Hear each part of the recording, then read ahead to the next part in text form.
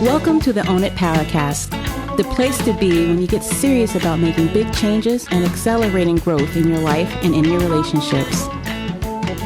Finally create the life you've always wanted, living life on your own terms. Learn how to take your fear and turn it into powerful choices that will create sustained change. Now your host, Mary Baker. Hey everyone, welcome back to the Own It Powercast, a place where you can come to get what you need to move yourself forward. Hey, it's Mary Baker, and welcome to episode 45, Taking Time for You. So this past month, it's been all about our inner knowing, our internal guidance system. It's been about getting quiet and getting clear with ourselves, regardless of what we believe in. And you've heard me say there's a strong correlation between tapping into your inner knowing and your empowerment. And last week, we talked about setting healthy intentions, practicing gratitude, and focusing on the positive opposite to help you stay grounded.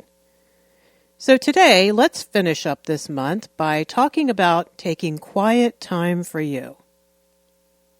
Many of you are home quarantined or working crazy hours on the front lines, and either way, it's almost ironic, right? That being home with everyone, trying to work from home, trying to homeschool kids, you're actually lacking some downtime. I keep hearing the issue of not having enough time, actually, of feeling overwhelmed, of trying to be too productive. I know I've been guilty of that. And also just, again, understanding how much anxiety there is right now and how much uncertainty. And this is real stuff. And so we need to bring some compassion back to ourselves, like I've been saying all month. So this week, I want to pull it all together and explore how you can find time for yourself to have some solitude, some quiet, some peace, and a place to get grounded and get centered within yourself.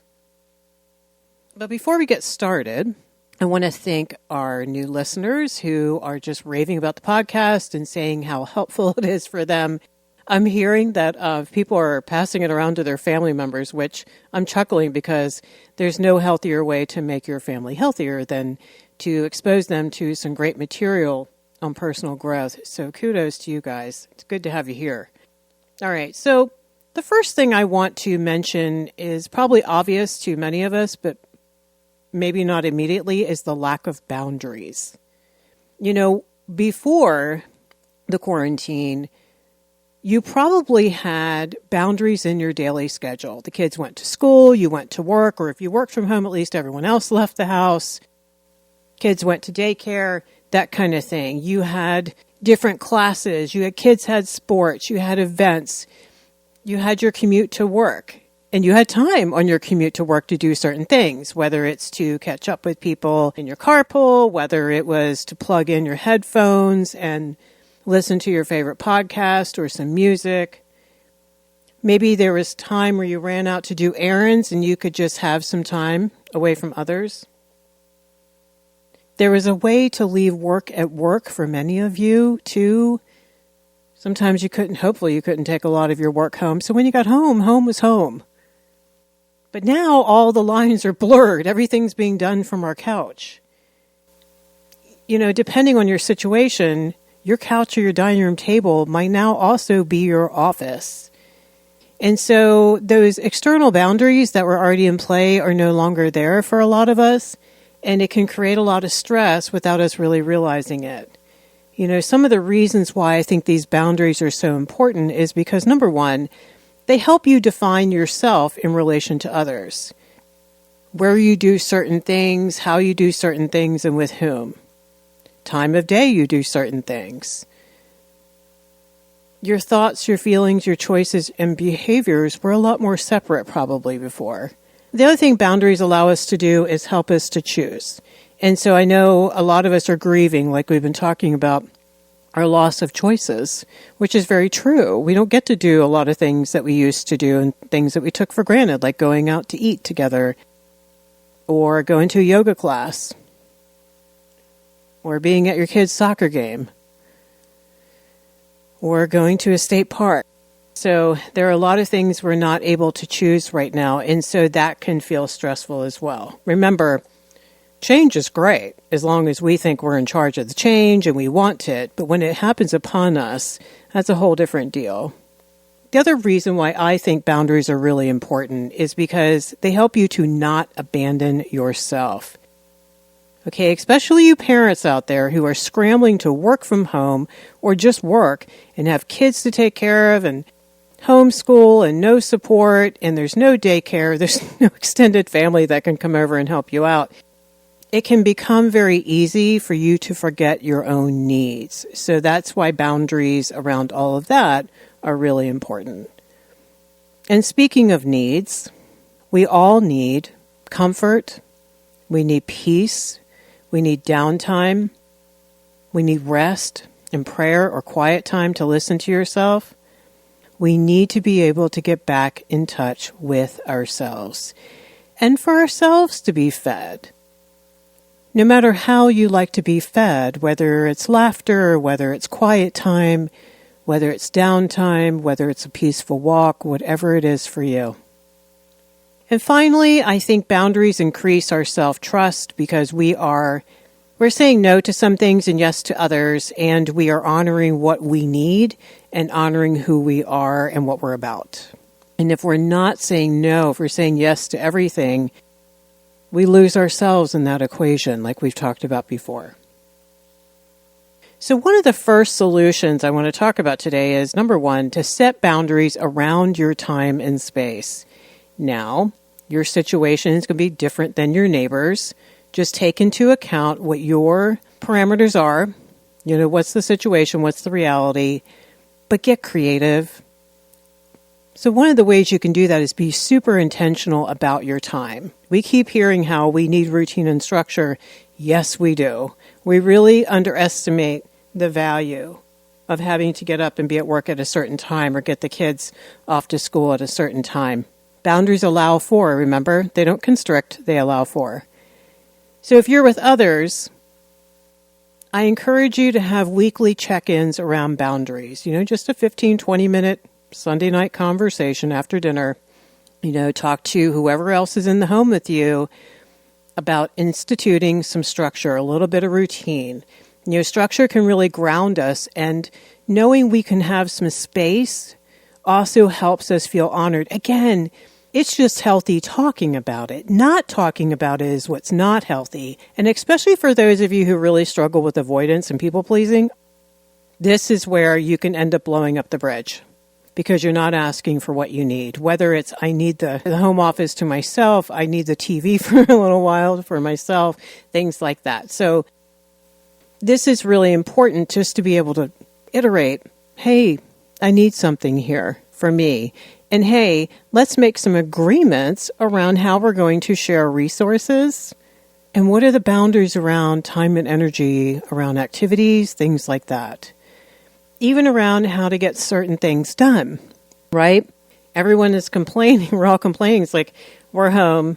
We're doing a lot more dishes, a lot more cooking, a lot more laundry and cleaning because we're home. And if that's not what you normally do and you're working from home, that can feel like a bit much. So hopefully you are negotiating responsibilities. This is a great time, if you haven't already, to have those conversations with the kids. First with your partner, if you have one, then the kids. And a great time to have them start taking on more chores or earning allowance or things like that. It's really good for them too.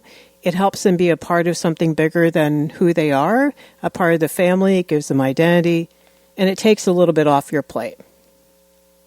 Another big thing, try to designate certain areas for downtime and alone time for everyone, especially for yourself. You know, try to really put boundaries around work. I've had this conversation with several clients this week where, you know, that phrase, just because you can doesn't mean you should, really applies.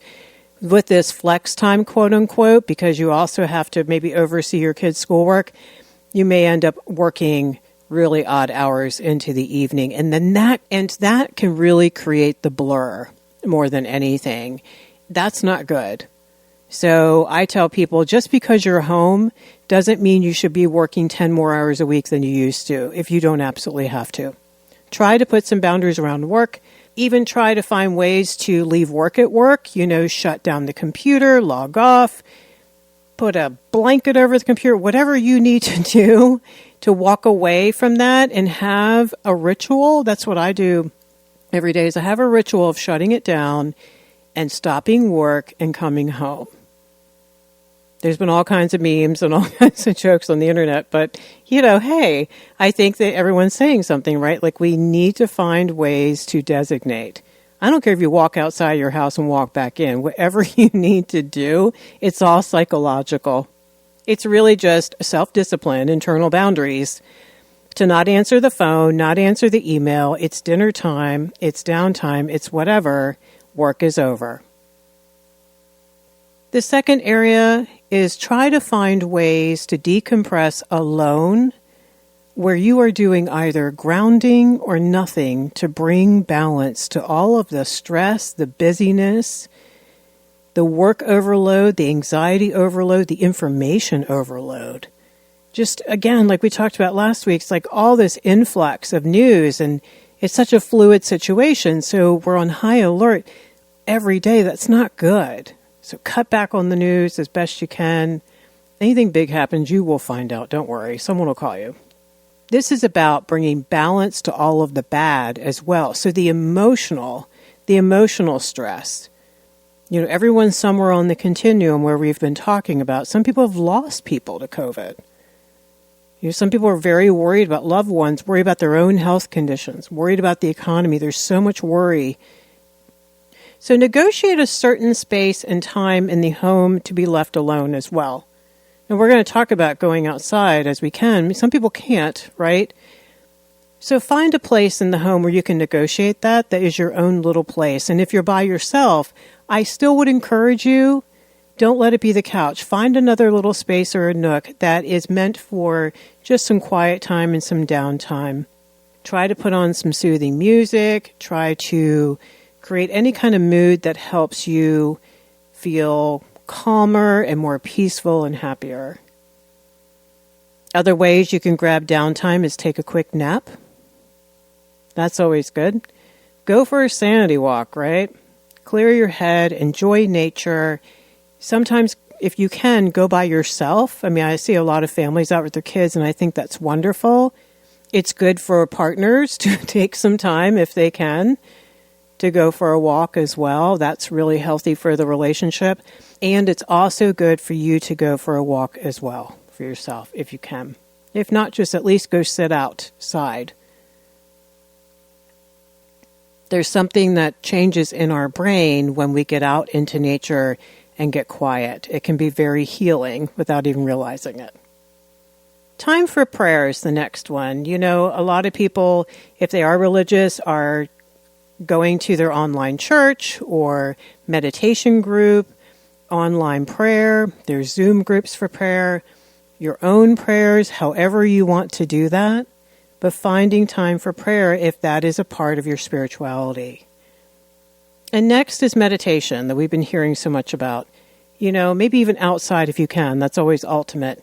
And if you find yourself being too anxious, or I've never meditated before, or I can't sit still, or I get distracted, then I always encourage clients to do some guided visualizations. There's some really wonderful ones that are free on YouTube that you can check out. And that kind of will help you at least get your brain off of worry and stress and thinking too much and having too many apps open in your head. It's just about clearing the space for you. And guided visualizations that are focused on calm or healing, things like that are really good. Just knowing that you are doing that is going to feel better. You're setting boundaries. You're setting psychological boundaries for yourself around all the bad. That's really important, especially if you struggle with anxiety and depression. You really got to double down and work hard, ironically, at letting go here. Having the discipline to plug in some really good stuff is going to be so important for you.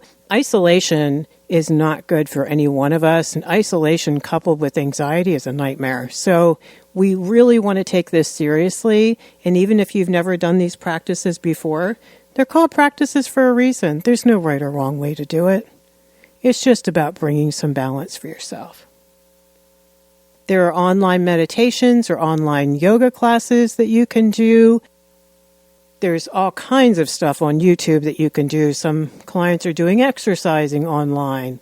They're doing yoga. They're doing all kinds of stuff. Find something that speaks to you. And you don't have to do it every day. You can do it a couple times a week and see how it feels. This is just about playing around with some stuff and seeing what fits for now. Another great thing that you can do is create a vision board for yourself. Even though I know the future feels so uncertain, in some regard, this too shall pass, and we want to take the time. Take the time, take your power back, and start to envision what you would like to have in your life. And maybe this experience has changed some things for you in terms of what's really important and given you some time to really think.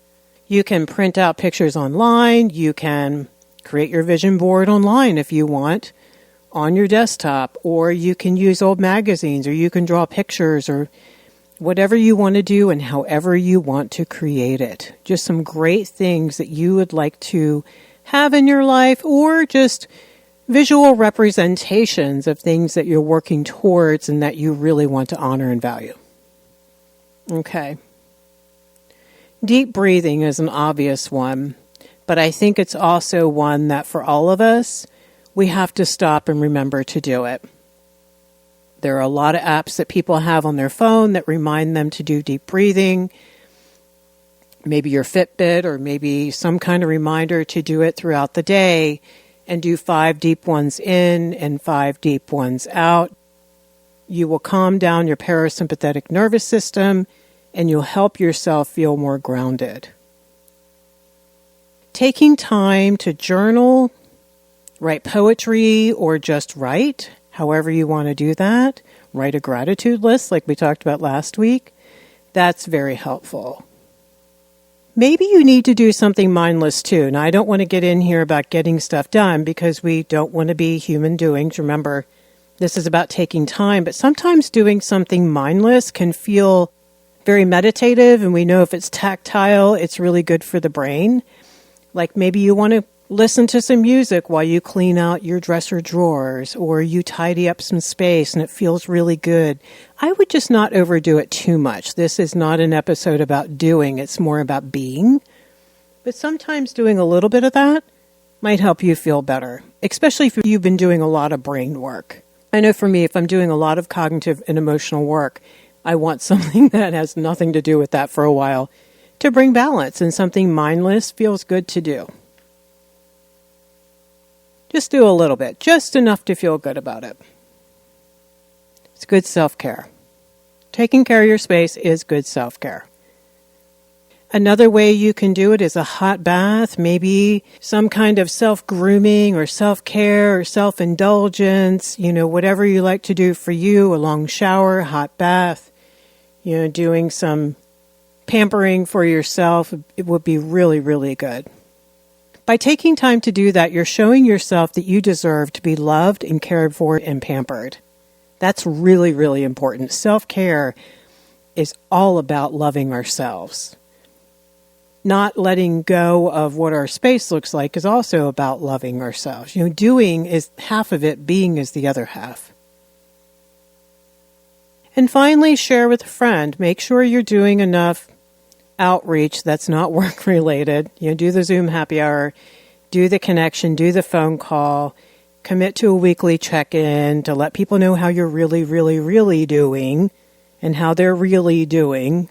Getting it off your chest, just dumping the emotions, and not feeling like you're the only one and feeling alone can really be helpful. We don't want to mire it and stay there, but, sometimes we need to do that. It validates your reality.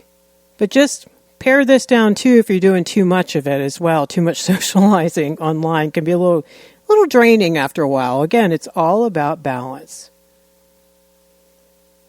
So in essence, it's really just about first letting yourself know that you deserve some downtime even if you've been stuck at home.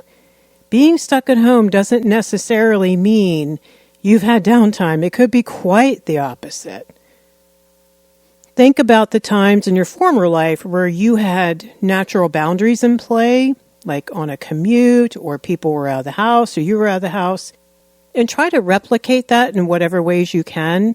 And remember, even if you grab 15 minutes twice a day, it matters.